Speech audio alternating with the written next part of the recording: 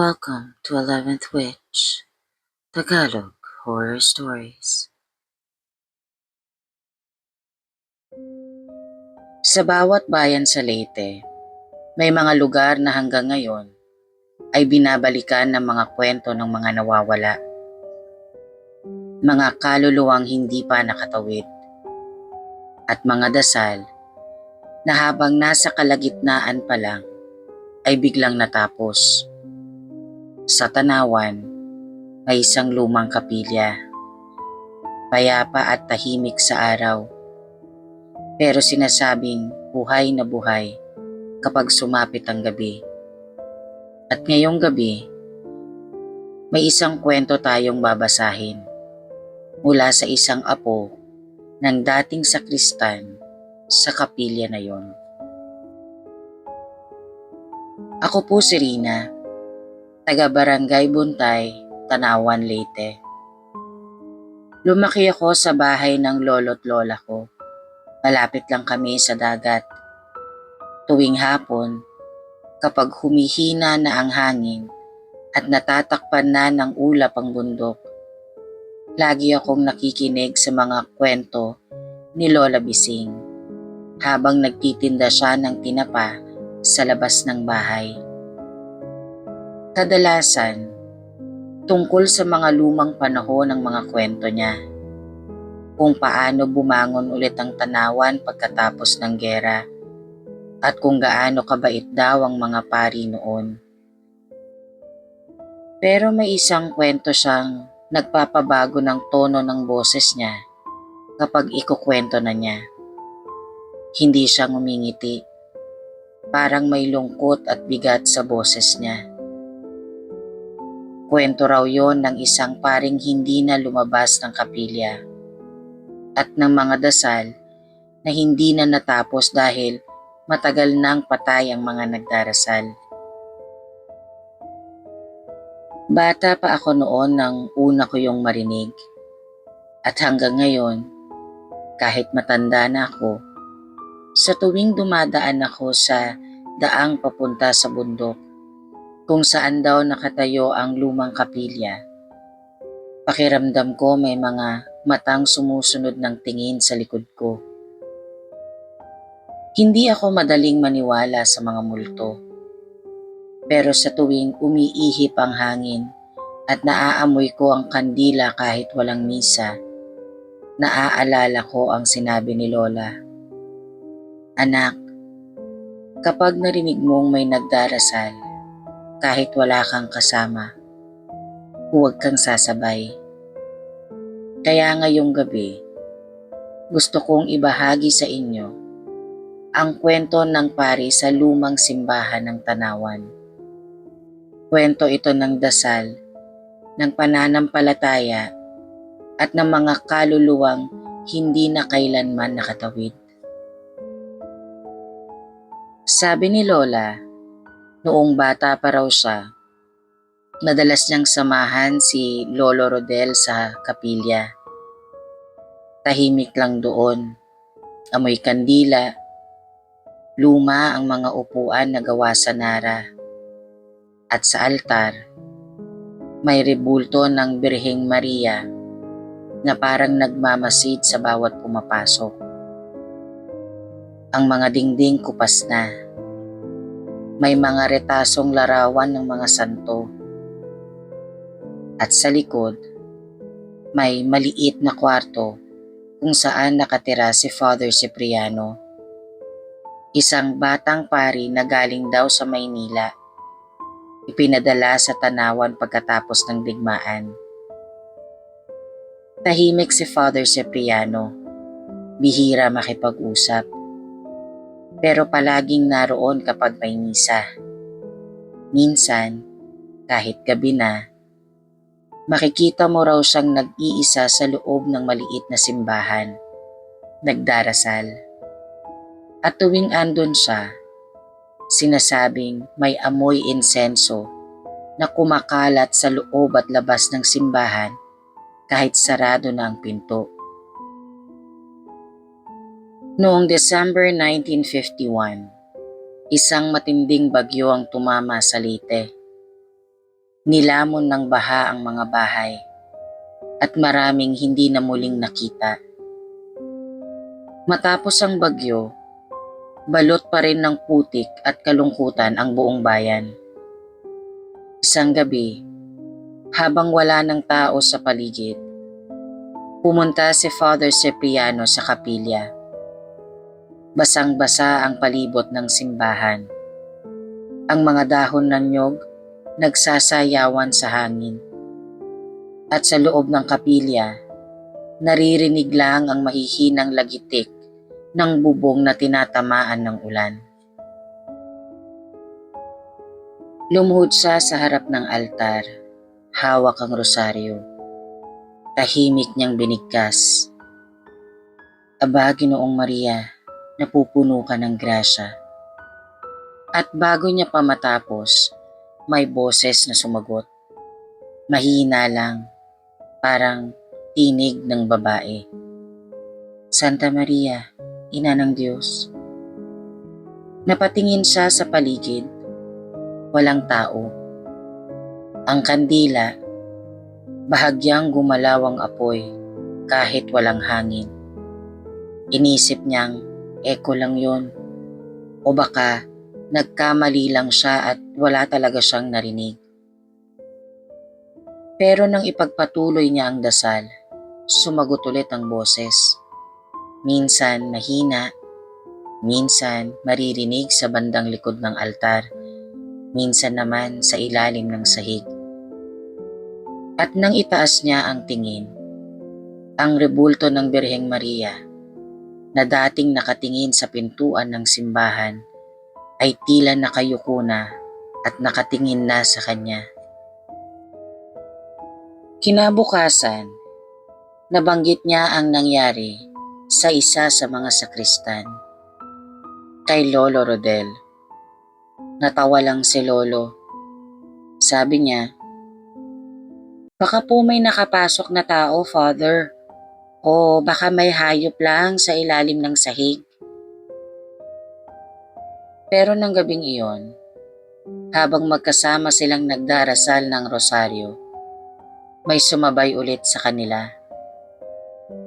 Mahinang mga tinig, lalaki, babae, bata, lahat sabay-sabay. Parang buong simbahan, nagro-rosaryo ng sabay-sabay. Napatingin si Lolo sa paligid. Walang tao. Pero ramdam niyang may malamig na hangin na dumadaan sa pagitan nila ni Father. At nang bumaba siya para tignan kung may mga tao sa ilalim ng altar, nakita niya ang basa pang mga marka ng paa sa sahig. Yapak ng mga paa na tila galing sa labas. Pero wala naman ng ulan at sarado na lahat ang pintuan. Araw-araw mula noon, habang nagdarasal sa kapilya, may mga boses silang naririnig, hindi lang iisa. Parang daang-daang kaluluwa na sabay-sabay nagdarasal. Minsan, maririnig mo sa kanang bahagi ng altar. Minsan, sa choir loft. O kaya sa ilalim ng sahig na may mahinang kaluskos. May gabi raw na habang nag-aayos si Lolo ng mga upuan, napansin niyang gumagalaw ang kurtina ng altar kahit walang hangin. At nang lumapit siya, nakita niyang may anino ng kamay sa likod ng tela. Parang may nakatayo doon. Pero nang hawiin niya, wala namang kung sino man. Ang sahig lang. May tulo ng tubig na kulay abo. Dumating ang huling linggo ng December. Biglang natigil ang mga tinig. Tahimik na ulit ang buong kapilya. Ang mga kandila, hindi na umiilaw kahit sindihan. Hanggang isang gabi, habang nagro-rosayo silang dalawa ni Father, Biglang tumigil lahat ng tunog. Walang hangin, walang kuliglig. Tanging boses lang ni Father ang maririnig. Hanggang sa isang malalim na tinig ang biglang sumagot. Tapos na. Nanginginig silang pareho. Paglingon nila, may mga taong nakaluhod sa mga upuan. Mga aninong putik-putik, basa at walang mukha. At sa gitna nila, isang babaeng nakaputi. May hawak na rosaryo at nakatingin diretso kay Father Cipriano. Salamat, sabi nito, at sabay-sabay silang naglaho. Pagkatapos ng gabing iyon, hindi na muling nakita si Father Cipriano. Iniwan niya raw ang lahat ng gamit niya, ang damit, rosaryo at diary. Sa huling pahina ng kanyang sulat, may nakasulat lang na, hindi ko sila kayang iwan hanggang matapos ang lahat ng dasal. Lumipas ang mga taon, tinangkang ipasara ang kapilya. Pero tuwing sinasara ng mga tao ang pinto mula sa labas, kinabukasan, wala na ang lock. Pero nakasara pa din ito, mula na nga lang sa loob. At tuwing December, lalo na kapag bumabagyo, may mga nakakarinig ng rosaryong ibinubulong sa loob kahit walang tao. May nakikitang lalaking nakaluhod sa harap ng altar, may rosaryo sa kamay, at sa tabi niya, mga aninong nakaluhod din, sabay-sabay nagdarasal. Minsan may mga batang naglalaro sa labas, nagsasabing may lalaking nakaitim na nag-aabot ng kandila sa kanila. Sinasabihang, isindi mo ito para sa mga kaluluwang naghihintay. At kapag tinanong mo kung saan nila nakita ang lalaki, ituturo lang nila ang lumang kapilya sa bundok. Yung lugar na hindi na binibisita kahit ng mga taong simbahan. Ayon sa mga kwento ng matatanda doon, kasama na daw ni Father ang mga kaluluwa ng mga taga-baryong tinangay ng malakas na bagyo. Naghihintay silang muli silang mahanap ng kanilang mga mahal sa buhay. Hindi lahat ng dasal ay para sa mga buhay. Minsan, ang mga tinig na sumasabay sa atin ay mga kaluluwang matagal nang naghihintay na marinig. At sa Tanawan Leyte, tuwing bumabagyo, sinasabi ng mga taga roon, kung maririnig mo ang mahinang Aba Ginoong Maria sa hangin, huwag ka nang sumagot. Baka kasi hindi lang tao ang nagdarasal kasama mo. Maraming salamat sa panahon mo, Miss 11. Ako po si Rina at ito ang kwento ng Lola Bising ko.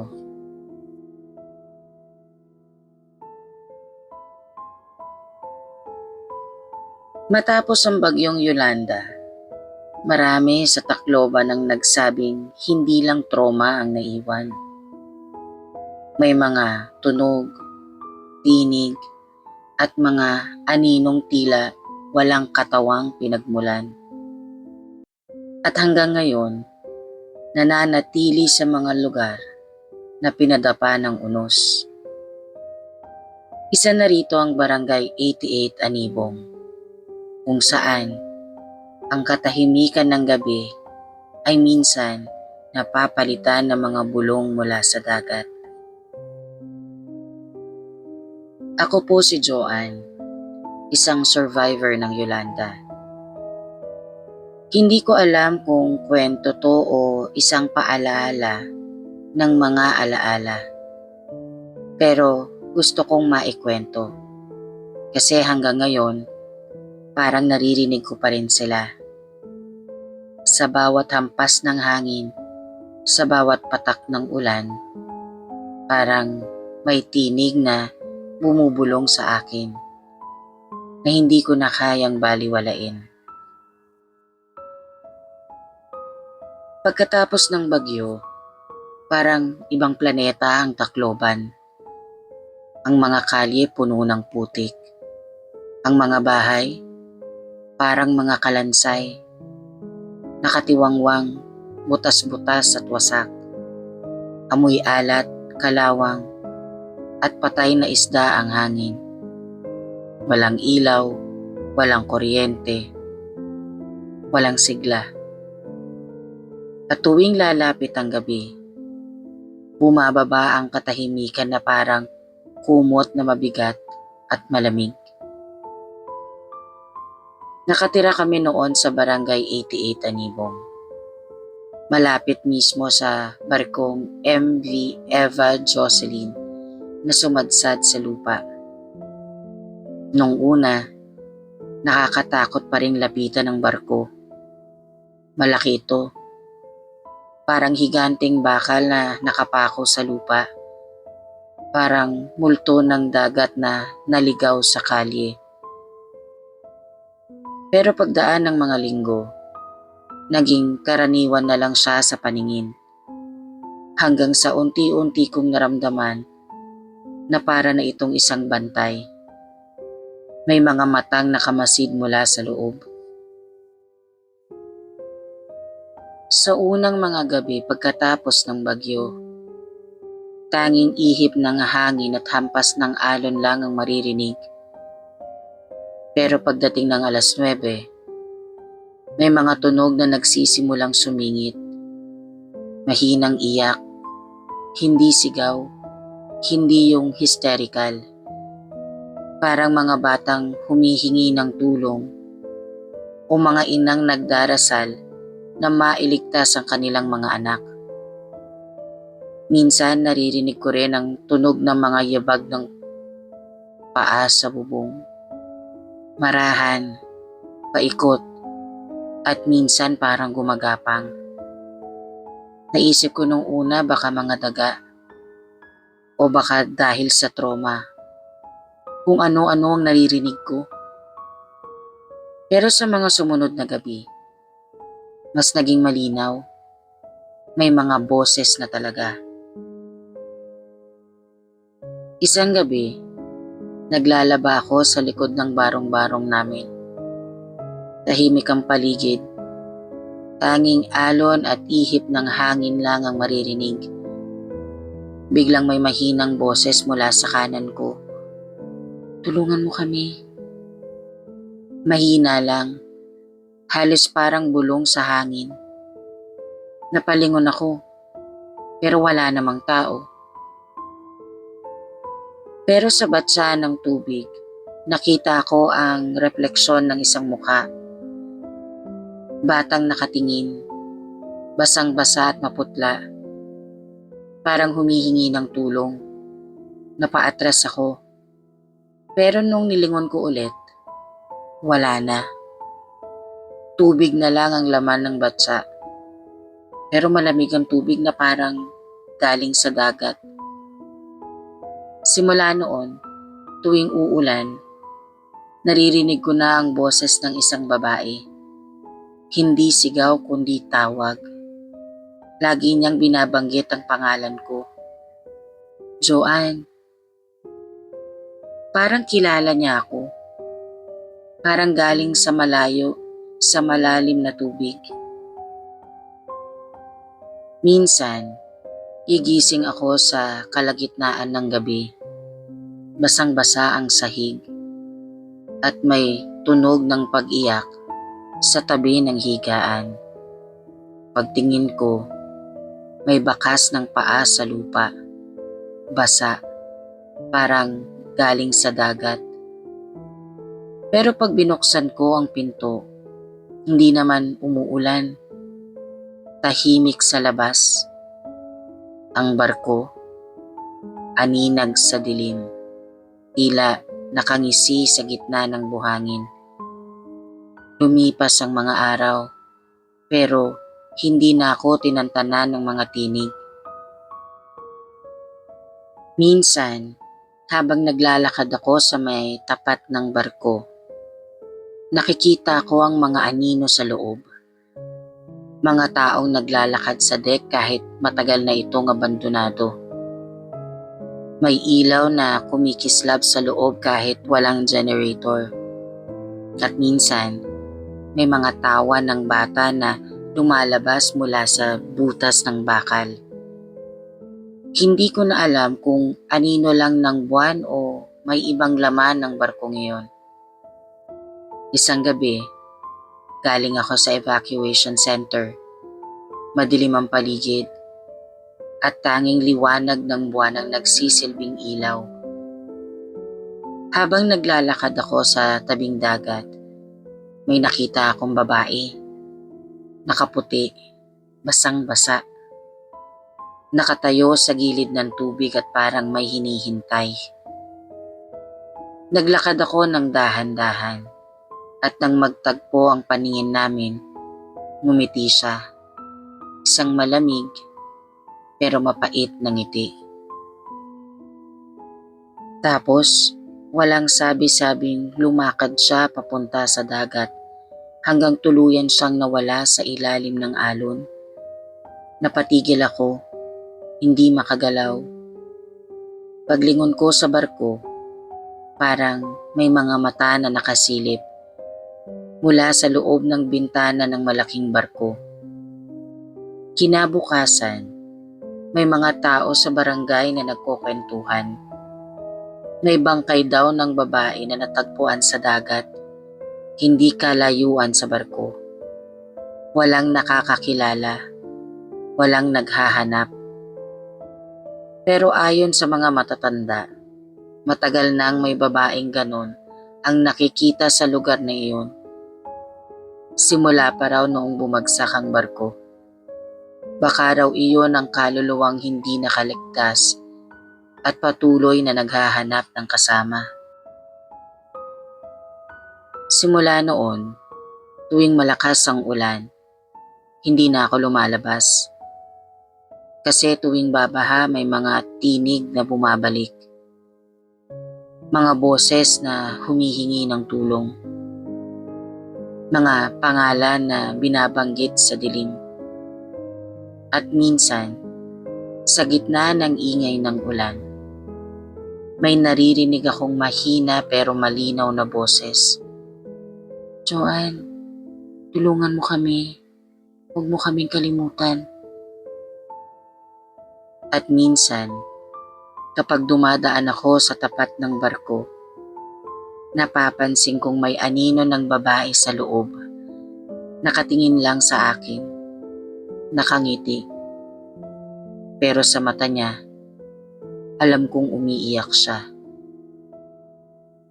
Ako po si Joanne, taga Anibong, Tacloban. Survivor ng bagyong Yolanda. At ito ang kwento ko. Sa Anibong, hindi lahat ng tinig ay guni-guni. Ang iba, bahagi ng mga alon na hindi na tumigil sa paghampas sa pangpang. Mga kaluluwang humihingi ng tulong sa gitna ng katahimikan. At marahil, sa bawat ihip ng hangin, dala nila ang paalala na hindi lahat ng nakaligtas ay tunay na nakaligtas. Sa bawat sulok ng Tacloban, may mga kwento ng mga kaluluwang naiwan matapos ang bagyong Yolanda. Ngunit minsan, hindi mo kailangang pumasok sa lumang bahay o sementeryo para makasalamuha mo sila. Minsan, sila mismo ang pwede mong katabi o kasama sa biyahe mo. Magandang gabi po, Miss Eleven. Tawagin niyo na lang po akong Nestor. Isa akong tricycle driver dito sa Tacloban. Nahigit 15 taon na ako nagta-tricycle dito. At sa tagal kong biyahe sa gabi, sanay na ako sa mga istorya ng mga multo. Pero itong kwento ko po, hindi ko akalaing mangyayari sa akin mismo. Hanggang ngayon, tuwing dumadaan ako sa Barangay 88, napapahinto pa rin ako. Hindi dahil sa traffic, kundi dahil sa takot. Nung gabing yon, mga 10:00 ng gabi, galing ako sa may downtown, malapit sa Santo Niño Church. Medyo madilim na, kakaunti na lang ang pasahero. Alam mo yung hangin na parang may dalang alat ng dagat at may amoy putik? Ganon ang paligid, tapos biglang umambon. Habang bumabaybay ako sa daan papuntang San Jose area, may nakita akong babae sa gilid ng kalsada. Basa sa ulan, naka-white na damit, at may hawak na maliit na bag. Hindi naman siya mukhang namamalimos, pero parang galing kung saan na malayo. Sumenya siya. "Kuya, Barangay 88 po." Mahina pero malinaw. Siyempre sabi ko, "Sige, sakay ka." Pag upo niya sa likod, naramdaman kong malamig bigla ang hangin. Hindi yung karaniwang lamig ng ulan. Parang may dumaan na yelo sa batok ko. Nakita ko siya sa side mirror, nakayuko lang. Hindi ko man lang makita ang mukha niya kasi natatakpan ng buhok. Habang umaandar kami, napansin kong walang ibang sasakyan o tao sa daan. Tahimik, maliban sa ugong ng makina at patak ng ulan sa bubong ng tricycle. Tinanong ko siya, "Saan banda sa 88, ma'am?" Tahimik. Tumingin ako sa salamin. Di naman siya gumagalaw at nakayuko pa rin. Mga ilang minuto pa, saka lang siya sumagot. "Sa may tabing dagat, yung bahay na kulay asul." Nagtaka ako kasi halos wala nang nakatira sa mga bahay sa tabing dagat ng 88 simula nung Yolanda. Pero sige, inisip ko baka isa siya sa mga bumalik o may kamag-anak doon. Pagdating namin sa dulo, malapit sa shoreline, napansin kong iba na ang paligid. May mga bahay pa pero puro sira-sira. Yung iba nakatumba. Yung iba may mga butas na sa bubong. Tahimik. Wala kang maririnig kahit aso. "Dito na lang po, kuya," sabi niya. "Hintayin mo lang ako saglit, kukunin ko lang yung pambayad." Bumaba siya. Lumakad papunta sa isang bahay na halos kalahati ng dingding ay wasak. At ang bubong, tinangay na siguro noong pang 2013. Mga 5-10 minuto na, wala pa rin siya. Tumigil na ang ulan, pero nag-uumpisa na akong kabahan. Sumilip ako sa bahay. Madilim sa loob, pero may liwanag ng buwan na tumatama sa pader. "Ma'am?" Sigaw ko. Walang sumasagot. Pinatay ko ang makina ng trike, kaya sobrang tahimik talaga. Yung tunog ng alon sa di kalayuan, parang lumalapit. Pagtayo ko sa pinto, napansin kong bukas na ito ng kaunti. Tinulak ko ng dahan-dahan. Umingit ang kahoy na parang matagal nang itong di nagagalaw. Sa loob, may mga lumang gamit, mga sirang laruan, at lumang letrato na nakadikit pa sa dingding. At doon ko nakita isang lumang portrait ng babae. Naka-white na dress, parehong-pareho sa pasahero ko. Hindi ko na alam kung anong gagawin ko noon. Pakiramdam ko nanginginig yung tuhod ko at parang may malamig na hangin na dumaan sa likod ko. Ma'am? Pero bago ko pa man masabi ulit, may boses mula sa likod. Mahina at pabulong. Salamat sa pagsakay. Paglingon ko, wala. Dali-dali akong bumalik at pinaharurot ang tricycle ko. Pero sa side mirror, nakita ko na naman siya. Nakaupo sa likod ko. Basa pa rin, nakangiti. At ang mata niya, puno ng putik. Hindi ako makasigaw. Kahit hindi ko na alam kung saan ako pupunta. Tuloy-tuloy akong nagpatakbo ng tricycle ko. Pagdating ko sa may highway, huminto ako sandali para huminga. At doon ko lang napansin, may iniwan pala siyang basang perang papel sa upuan. Lumang 100, halos punit, at amoy alat ng dagat.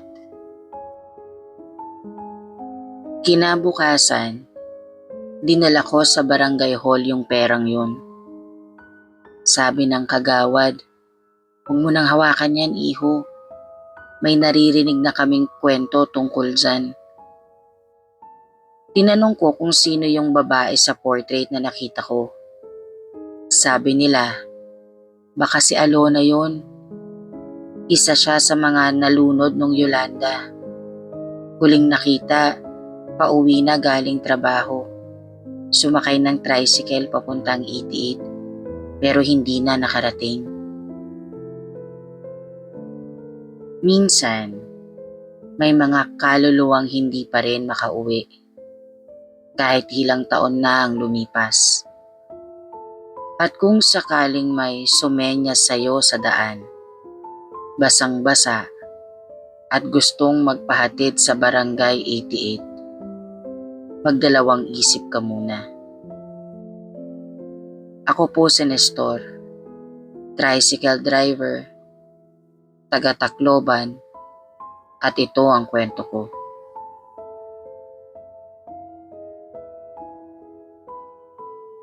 Thank you for watching, Mambabarang and friends. Please don't forget to like, subscribe, and hit the notification bell for more scary stories.